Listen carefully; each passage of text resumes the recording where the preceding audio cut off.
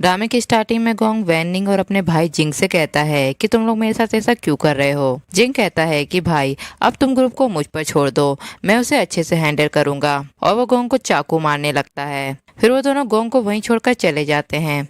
इसके बाद हमें गोंग का रीबॉर्न होते हुए दिखाया जाता है। वो कहता है कि मैं यहाँ क्या कर रहा हूँ और मेरी इंजरीज कैसे ठीक हो गई। तभी वहाँ सेक्रेटरी आ जाता है। गोंग उससे टाइम और ईयर पूछता है। सेक्रेटरी कहता है कि ये 2020 चल रहा है। गोंग उस प्रोजेक्ट को देखता है जिसे उसने पिछली लाइफ में साइन किया था। दूसरी तरफ हमें मैंगजी को दिखाया जाता है जिसे जंगल में बांध कर रखा होता है। जिंग और वैनिंग उसके पास आते हैं। मिंगजी कहती है कि तुम दोनों साथ में क्यों आए हो। वैनिंग कहती है क्या तुम्हें अभी भी समझ नहीं आया, तुम्हारा जिंग मेरा हो गया है। क्या तुम्हें सच में लगता है कि जैसी तुम्हारी शक्ल है जिंग तुम्हें सच में पसंद करेगा। मिंगजी कहती है कि तुम मेरे साथ ऐसा क्यों कर रहे हो। जिंग कहता है कि बिना तुम्हारी प्रॉपर्टी के मैं गोंग से निपट नहीं सकता था। तुम भूल गई तुमने ही अपने भाई से शेयर ट्रांसफर करने के लिए कॉन्ट्रैक्ट पे साइन करवाए थे। फ्लैशबैक में दिखाते हैं कि मिंगजी अपने भाई से बोलती है कि मैंने 8 मिलियन का कॉन्ट्रैक्ट स्टार्ट किया है, प्लीज इस पर साइन कर दो, मैं इस पर बहुत हार्ड वर्क करूंगी। उसका भाई बिना देखे ही कॉन्ट्रैक्ट पे साइन कर देता है। जिंग कहता है कि तुम्हारे भाई को पता है कि हमने तुम्हें किडनैप कर लिया है, पर कार एक्सीडेंट में उसकी डेथ हो गई है। मिंगजी को ये सब देख के गुस्सा आ जाता है। वो कहती है कि मैं तुम लोगों को मार डालूंगी। वैनिंग उसे चाकू मारकर बोलती है कि अब तुम भी अपने भाई के पास जाओ। इसके बाद हमें गोंग को दिखाते हैं। वो कहता है कि क्या वो उठ गई, उसने कुछ कहा। सेक्रेटरी कहता है कि वो कह रही है कि उसका भाई मर चुका है, वो भी अब जीना नहीं चाहती। गोंग डॉक्टर से मिंगजी की पट्टी खोलने के लिए बोलता है। मिंगजी आईने में अपना फेस देखती है, उसके फेस पर कोई निशान नहीं होते। गोंग कहता है कि मैं जिंग का भाई हूँ, मैंने तुम्हारी जान बचाई है और तुम्हें आधे साल तक पाला है। आज से तुम्हारा नया नाम कियान है। और वो उसे डॉक्यूमेंट देता है जिसे मिंगजी गिरा देती है। गोंग कहता है क्या तुम अपने भाई का बदला नहीं लेना चाहती। मिंगजी कहती है कि मैं तुम्हारा यकीन क्यों करूं। गोंग कहता है क्योंकि तुम्हारा और मेरा दुश्मन एक ही है। फिर वो मेयर नैन को बुलाता है और कहता है कि आज से तुम इनकी बेटी हो। मिंगजी इस ऑफर को मान लेती है। इसके बाद हमें गोंग के डैड की बर्थडे पार्टी दिखाते हैं जहां गोंग वैनी के साथ आता है। गोंग वैनी से कहता है कि ये मेरा भाई है, क्या तुम इसे पहले से जानती हो। वैनी कहती है कि नहीं, हम एक दूसरे को नहीं जानते। तभी वह मिंगजी भी मेयर नैन के साथ आ जाती है जिसे देखकर वैनी चौंक जाती है। गोंग के डैड मेयर से कहते हैं कि ये लड़की कौन है। मेयर कहते हैं कि ये मेरी छोटी बेटी है जो अब्रॉड में पली बड़ी है। इसके बाद वैनिंग जिंग से कहती है कि मिंगजी जिंदा है। जिंग कहता है कि ये इम्पॉसिबल है, तुम भूल गई तुमने उसे अपने हाथों से मारा था।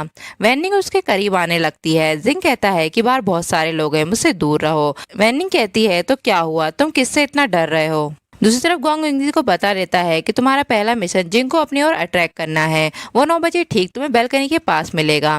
तभी जिंग मिंगजी के सामने आ जाता है। जिंग कहता है कि तुम यहाँ क्या कर रही हो, तुम बिल्कुल मेरी दोस्त की तरह लगती हो। मिंगजी उसका हाथ पकड़ लेती है और कहती है कि आप मुझसे बात करने के तरीके ढूंढ रहे हैं। जिंग कहता है कि तुम क्या चाहती हो। मिंगजी कहती है कि भले ही आप गोंग फैमिली के नाजायज बेटे हैं, पर मेरे डैड मेयर हैं, मैं आपकी हेल्प कर सकती हूँ। जिंग कहता है कि जानकर अच्छा लगा कि आप मेरी हेल्प करना चाहती है। फिर जिंग सोचता है कि ये वुमन इतनी भी सिंपल नहीं है। वैनिंग भी उन दोनों को साथ में देख लेती है। इसके बाद गोंग वैनी से कहता है कि तुम कहाँ गई थी और तुम्हारी लिपस्टिक क्यों फैल गई है।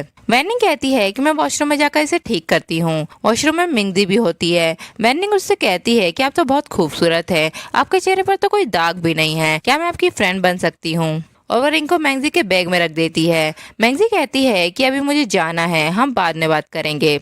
बाहर आकर वैनिंग अपनी फ्रेंड से नाटक करने को बोलती है। झाओ कहती है कि मिस कियान, भले ही आप मेयर की बेटी है, पर आप वैनिंग की 10 मिलियन की रिंग को नहीं चुरा सकती। मिंगजी कहती है कि कैसे रिंग, मैंने कोई रिंग नहीं चुराई। झाओ कहती है तो हमें अपना बैग चेक करने दो। मिंगजी उसे बैग चेक करने के लिए दे देती है। झाओ बैग से सारा सामान गिरा देती है, पर उसमें से कोई रिंग नहीं निकलती। मिंगजी वैनिंग से कहती है कि वॉशरूम में मैंने रिंग आपके हाथों में देखी थी, आप अपना बैग क्यों नहीं चेक करती। वैनिंग कहती है कि ऐसा नहीं हो सकता, तुमसे मिलने के बाद ही मेरी रिंग घूम गई है, चाहे तो मैं तुम्हें अपना बैग दिखा सकती हूँ। और वो बैग का सारा सामान बाहर निकालने लगती है जिसमें से रिंग निकल जाती है। मिंगजी कहती है कि ये वही रिंग है ना जिसकी आप बात कर रही थी। गोंग कहता है कि मिस कियान से माफी मांगो। वैनिंग कहती है कि मुझे माफ कर दो, मैंने आपको गलत समझा। इसके बाद गोंग मिंगजी से कहता है कि आज जिंग के साथ तुम्हारी मुलाकात कैसी रही। मिंगजी कहती है कि वो तो पहले से ही मेरे जाल में आ चुका है, पर तुम्हें कैसे पता चला कि वो ठीक 9 बजे उस कोने पर आ जाएगा। गोंग कहता है कि वो बातें मत पूछो जो तुम्हें नहीं जानना चाहिए, मुझे बताओ कि आज रिंग का क्या हुआ। मिंगजी कहती है कि तुम भी वो मत पूछो जो तुम्हें नहीं पूछना चाहिए, ज्यादा जानना तुम्हारे लिए भी डेंजरस हो सकता है। इसके बाद कंपनी में कोई मिंगजी को किडनैप कर लेता है। जब मिंगजी को होश आता है तब गोंग उसके सामने होता है। मिंगजी कहती है कि तुम यहाँ क्या कर रहे हो। गोंग कहता है कि किसी ने हम दोनों के साथ चाल चली है। फ्लैशबैक में दिखाते हैं कि गोंग ड्रग वाली कॉफी को पी लेता है। फिर गोंग को गर्मी लगने लगती है। वो मिंगजी के करीब आने लगता है और उसे किस करने लगता है। दूसरी तरफ वैनिंग अपने बॉस को ऑफिस दिखाने लाती है। वो कहती है कि आपने कोई आवाज सुनी और वो गेट खोलने लगती है। तभी वहाँ गोंग उसके सामने आ जाता है। वो कहता है कि तुम इतने लोगों को यहाँ क्यों लेकर आई हो। वैनिंग कहती है कि ये सब ऑफिस देखने आए हैं, पर गोंग उन्हें रूम में जाने नहीं देता। वैनिंग अपने बॉस को लेकर वहाँ से चली जाती है। इसके बाद एक पार्टी होती है जिसमें गोंग मैंगजी को मेडिसिन खाने को बोलता है। मैंगजी मेडिसिन खाने से मना कर देती है। गोंग कहता है कि इसे खा लो ताकि तुम वो गलती ना करो जो तुमने कंपनी में मेरे साथ की थी। इसके बाद पार्टी में वैनिंग वेटर को इशारा करती है। वेटर मैंगजी को ड्रिंक दे देता है। फिर मैंगजी जिंग को इशारा करती है। जिंग उसके पीछे पीछे नीचे वाले रूम में आ जाता है। मैंगजी उसे वो ड्रिंक पीने के लिए देती है। जिंग ड्रिंक को पीकर मिंगजी को किस करने लगता है, पर वो उसे रोक देती है और वहां से जाने लगती है। तभी कोई मिंगजी को पकड़कर उसके साथ बदतमीजी करने लगता है। जिंग उसे बचाने जाता है। दूसरी तरफ वैन सबको इकट्ठा करके रूम के बाहर ले आती है। जब वो गेट खोलते हैं तब वहाँ जिंग और मिंगजी रोमांस कर रहे होते हैं। वैन कहती है कि तुम कितनी बेशरम लड़की हो, बाहर मेहमान है और तुम यहाँ ये सब कर रही हो। मिंगजी कहती है कि मैं तो फोन करने नीचे आई थी, अचानक मैं बेहोश हो गई। फिर वो जिंग से कहती है कि अगर ये बात बाहर निकली तो मैं बर्बाद हो जाऊंगी। मेयर गोंग के डैड से कहते हैं कि आपकी फैमिली को मुझे एक्सप्लेनेशन देना होगा। जिंग कहता है कि मैं आपका हर डिसीजन मानने को रेडी हूँ। गोंग के डैड कहते हैं कि हमें इन दोनों की एंगेजमेंट कर देनी चाहिए। गोंग कहता है डैड फिर आपको वैनिंग और मेरी शादी की डेट भी फिक्स करनी होगी। फिर सब लोग शादी की बातें करने लगते हैं। गोंग मिंगजी से कहता है कि तुम्हें जिंग से शादी करने की परमिशन किसने दी, क्या ये शादी हमारे प्लान का हिस्सा थी। मिंगजी कहती है कि ऐसा करने से हम उनकी हर चाल को अच्छी तरह से समझ पाएंगे। गोंग कहता है कि तुम्हें अपना आइडिया रखने का कोई हक नहीं है। फ्यूचर में तुम जो भी करोगी और कहोगी वो सब मेरी अरेंजमेंट के हिसाब से होगा। मिंगजी कहती है पर ऐसा क्यों। गोंग कहता है क्योंकि तुम्हें ये लाइफ मैंने ही दी है। दूसरी तरफ जिंग अपने सेक्रेटरी से कहता है कि अगर वैनिंग यहाँ आए तो उसे भगा देना। वैनिंग आकर जिंग को बुलाने लगती है। सेक्रेटरी कहता है कि यंग मास्टर तो घर पर नहीं है। वैनिंग कहती है कि मुझे पता है वो घर पर है। फिर वो चाकू उठा लेती है और कहती है कि जल्दी से जिंग को बुलाओ वरना मैं खुद को मार लूंगी। तभी वहाँ जिंग भी आ जाता है और कहता है कि यहाँ क्या हो रहा है। वैनिंग कहती है कि प्लीज तुम उस वुमन से शादी मत करो। जिंग कहता है कि मैं किसी से भी शादी करूँ तुम्हारे इससे कोई लेना देना नहीं है और मेरे सामने ये सब चाले मत चलो जैसे तुम लोगों की ड्रिंक में मेडिसिन मिलाकर करती हो। दूसरी तरफ सेक्रेटरी आकर गोंग को बताता है कि हमें खबर मिली है कि मिस वैनिंग ने सुसाइड करने की कोशिश की है। मिंगजी कहती है कि देखा शादी की बात को तुम्हारी फियांस बर्दाश्त नहीं कर पाई। गोंग कहता है कि ठीक है तुमने अच्छा काम किया है पर अब आगे क्या करना है, कल बारिश होगी। जिंग बारिश से बहुत डरता है। मिंगजी कहती है कि मुझे मत बताओ, मैं उसे 10 सालों से जानती हूँ। इसके बाद मिंगजी जिंग के घर आती है। जब बारिश की गड़गड़ाहट से जिंग डरा हुआ अपने कमरे में बैठा होता है। मिंगजी उसके पास आती है। फिर जिंग उसे हक कर लेता है। इसके बाद मिंगजी पानी लेकर आती है। जिंग कहता है कि इधर उधर मत भागो, दोबारा मुझे छोड़कर मत जाना। मिंगजी कहती है कि मैं तुम्हें छोड़कर कहाँ जाऊंगी, अगले महीने हमारी शादी होने वाली है, फिर हम हमेशा साथ में रहेंगे।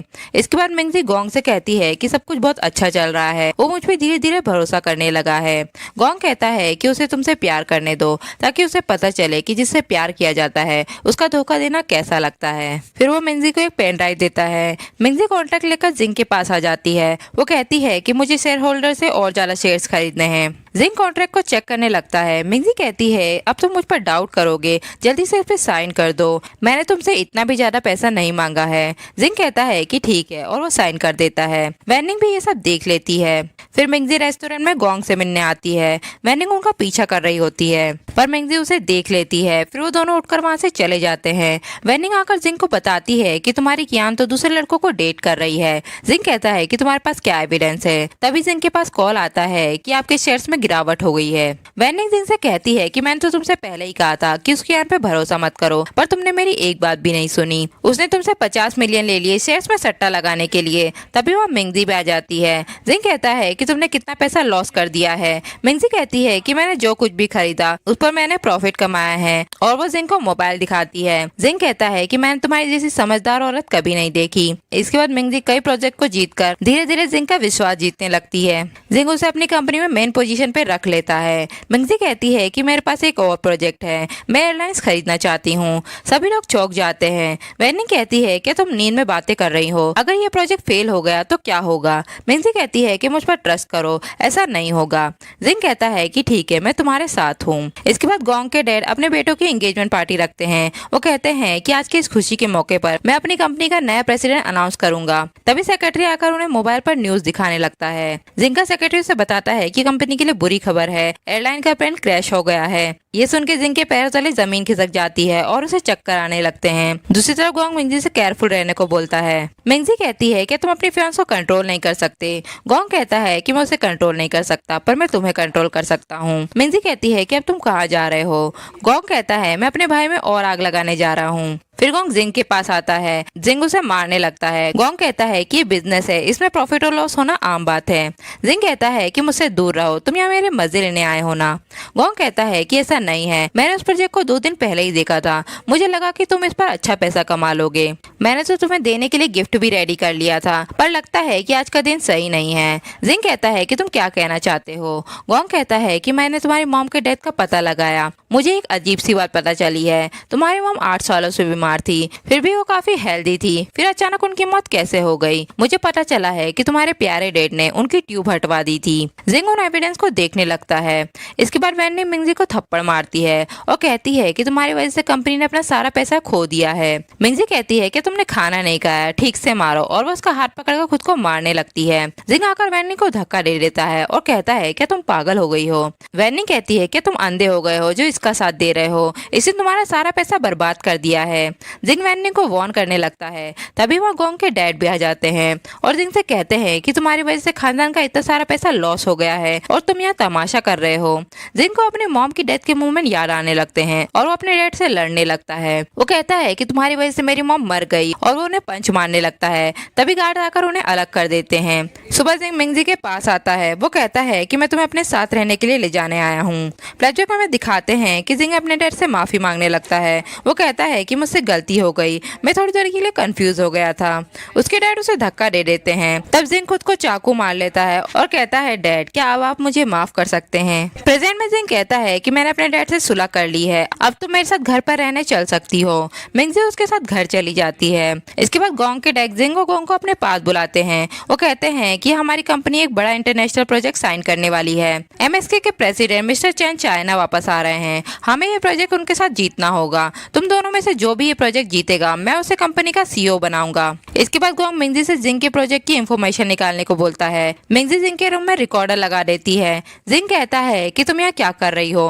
मिंगजी कहती है कि मैं तो तुम्हारे स्टडी रूम की सफाई करने आई थी। जिंग कहता है कि तुम ऊपर जाकर आराम करो, मुझे अपने असिस्टेंट के साथ कुछ काम की बातें करनी है। फिर सेक्रेटरी जिंग को बताता है कि मिस्टर चैन को हार्ट डिजीज है। जिंग कहता है कि मैं एक अच्छी डॉक्टर को जानता हूँ। सेक्रेटरी कहता है कहीं आप डॉक्टर वेंजी की बात तो नहीं कर रहे। जिंग कहता है कि हाँ, उन्हें 20 मिलियन देकर पर्सनली मिलने जाओ। मिंगजी भी उनकी सारी बातें सुन लेती है। फिर मिंगजी उस स्टडी रूम में आकर जिंग के प्रोजेक्ट को देखने लगती है। जिंग कहता है कि मैं अपनी पेन ड्राइव को स्टडी रूम में भूल गया हूँ और वो उसे लेने चला जाता है। मिंगजी उसके प्रोजेक्ट को कॉपी कर लेती है और डेस्क के नीचे छुप जाती है। जिंग पेन ड्राइव लेकर चला जाता है। इसके बाद जिंग डॉक्टर वेंजी को पैसे देकर कहता है कि आपको मिस्टर चैन का इलाज करना होगा और मुझे ऐसी मेडिसिन बतानी होगी जिससे मिस्टर चैन को जल्दी से अटैक पड़ जाए, फिर तुम आकर उसे ठीक कर देना। डॉक्टर वेंजी मान जाती है। इसके बाद मिस्टर चैन गोंग ग्रुप में आते हैं। जिंग और गोंग उनका वेलकम करने जाते हैं। मिस्टर चैन कॉफी पीते हैं जिसमें मेडिसिन मिली होती है। जिंग उन्हें अपना प्रोजेक्ट दिखाने लगता है। फिर गोंग का सेक्रेटरी भी उन्हें अपना प्रोजेक्ट दिखाने लगता है। मिस्टर चैन कहते हैं कि आप दोनों के प्लान तो बिल्कुल सेम हैं। जिंग कहता है कि आप मुझसे मजाक क्यों कर रहे हैं, यह हमारी ड्रीम का प्रोजेक्ट है। तभी मिस्टर चैन की तबीयत बिगड़ने लगती है। जिंग का सेक्रेटरी कहता है कि मैं एक अच्छी डॉक्टर को जानता हूँ। डॉक्टर वेंजी वहाँ आ जाती है और मिस्टर चैन को मेडिसिन खिला देती है। वो मिस्टर चैन से कहती है कि आप अचानक ऐसे बीमार कैसे पड़ गए, कहीं इस कॉफी के कप में कुछ मिला तो नहीं था। फ्लैशबैक में हमें दिखाते हैं कि गोंग डॉक्टर वेंजी के पास आता है। वो कहता है कि जितना पैसा जिंग ने आपको दिया है मैं उसका दुगना पैसा दूंगा। डॉक्टर वैन जी उससे कहती है कि मुझे पैसे नहीं चाहिए, जब मैं फ्यूचर में आपसे कुछ मांगूंगी तो आप मुझे वो दे देना।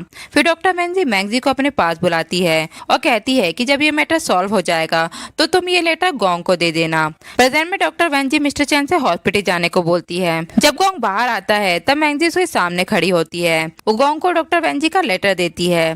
गोंग उस लेटर को खोलता है जिसमें से एक ब्रेसलेट निकलता है। लेटर में लिखा होता है कि मुझे नहीं पता था कि हम 25 सालों बाद ऐसे मिलेंगे। मैंने गोंग फैमिली से नाराज होकर घर छोड़ दिया था। तुम ही वो एक इंसान हो जिसकी मुझे हमेशा टेंशन रहती है। मिस्टर चैन को तुम डॉक्टर वैंग के पास ले जाना, मैंने वहाँ सारी अरेंजमेंट कर दी है। और याद रखना कि तुम्हारी मॉम तुमसे बहुत प्यार करती है। मैंग जी कहती है कि सब कुछ ठीक तो है ना। गोंग कहता है कि ये मैटर खत्म होने के बाद तुम मुझसे शादी कर लेना, फिर तुम्हारे पास पैसा खर्च करने के लिए बहुत सारा पैसा होगा। जिंग भी उन दोनों को साथ में देख लेता है। गोंग कहता है कि मुझे जल्दी नहीं है, तुम सोच समझ कर मुझे जवाब दे देना। फिर जिंग ड्रिंक करने लगता है। मैंग जी कहती है कि तुमने लाइट क्यों बंद कर रखी है। जिंग कहता है कि तुम दिन में कहाँ गई थी। मैंग जी कहती है कि मैं तो कॉफी शॉप पे कॉफी पीने गई थी। जिंग कहता है कि झूठ बोलना बंद करो, तुमने मुझे धोखा क्यों दिया। मैंने तुम्हें अपनी आंखों से गोंग के साथ देखा है, आज मैं तुम्हें मार डालूंगा। और मिंग जी को थप्पड़ मारने लगता है। मिंग जी कांच का बाल उठाकर जिंग के सर पे मार देती है और वहाँ से भाग जाती है। फिर मिंग जी गोंग से मिलने आती है।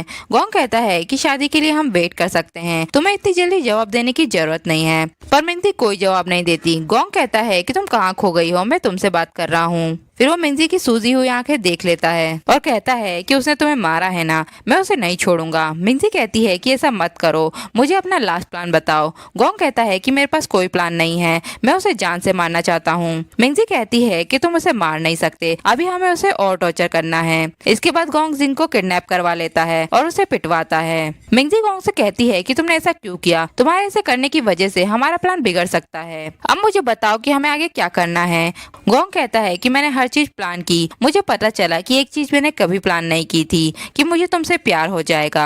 अब मैं बदला नहीं लेना चाहता। मिंग जी उसे थप्पड़ मारती है और कहती है कि मुझे नहीं पता कि जिंग ने तुम्हारे साथ क्या किया था, पर उसने मेरे भाई को मारा है, मैं उससे बदला लेकर रहूंगी। गोंग उसे रोकता है और कहता है कि मैं एक बार मर चुका था, मेरा दोबारा जन्म हुआ है। फिर वो उसे बताता है कि किस तरह उसके भाई ने उसे मारा था। गोंग कहता है कि अब सब कुछ मेरे कंट्रोल से बाहर है, अगर हमने ये सब जारी रखा तो तुम्हारी जान खतरे में पड़ सकती है। मैं तुम्हारी जान को खतरे में नहीं डाल सकता, मुझे अकेले ही बदला लेने दो। और वो उसे अपनी मॉम का ब्रेसलेट पहनाकर कहता है कि चाहे कुछ भी हो जाए, पर तुम्हें मेरे लिए अपना ख्याल रखना होगा। सुबह मिंग से ब्रेसलेट गोंग के पास छोड़कर चली जाती है। दूसरी तरफ जिंग वैनिंग को अपने पास बुलाता है और उससे माफी मांगने लगता है। वैनिंग कहती है कि ये सब उस कियान की वजह से हुआ है। जिंग कहता है कि चलो उसे दर्द का स्वाद चखाते हैं। गोंग बार बार मिंगजी को कॉल करता है पर मिंगजी उसके फोन नहीं उठाती और कहती है कि अगर मेरा रीबॉर्न हुआ तो मैं तुमसे जरूर शादी करूंगी। इसके बाद वैनिंग मिंगजी पर हमला करती है। मिंगजी उसे धक्का दे देती है और पत्थर से उसका सर फोड़ देती है। फिर मिंगजी वैनिंग का नकाब पहनकर वैनिंग बनकर जिंग के पास आ जाती है। जिंग उसे किस करने लगता है पर मिंगजी उसे रोक देती है। जिंग कहता है कि हम तो हमेशा ही ये सब करते हैं, फिर आज तुम मना क्यों कर रही हो। मिंगजी उसे बेहोश कर देती है और उसे बैठाकर एक कॉन्ट्रैक्ट पे साइन करने को बोलती है। जिंग को मिंगजी पे शक हो जाता है और वो उसे गिरा देता है। फिर वो उसका नकाब हटा देता है और मिंगजी को कुर्सी से बांध देता है और कहता है क्या तुम मरना चाहती हो जो मुझसे ऐसी चालें चल रही हो। तुम्हें लगता है कि मुझे धोखा देना इतना आसान है। तुम काफी इंटरेस्टिंग वुमन हो, एक काम करो तुम मेरी वुमन बनकर मेरे साथ रहो। मिंगजी उसके हाथ पर काट लेती है।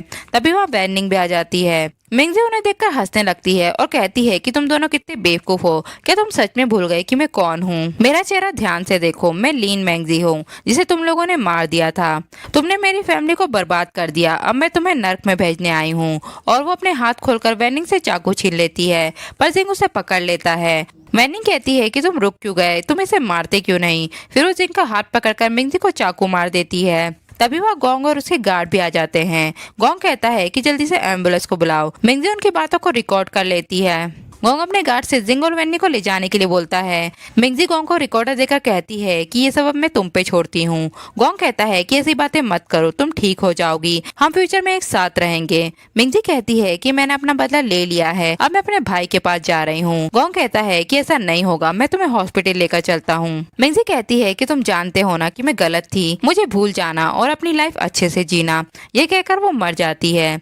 इसके बाद सेक्रेटरी आकर गोंग से कहता है कि मिस्टर जिंग और वैनी को धोखा देने के केस में मौत की सजा हुई है। अब मिस मैंगजी की आत्मा को स्वर्ग में शांति मिल जाएगी। इसके बाद गोंग बाहर आता है, जहाँ रोड पर उसे मैंगजी दिखाई देती है। मैंगजी का भी दोबारा रीबॉर्न हो जाता है और यह इस ड्रामे का एंड होता है।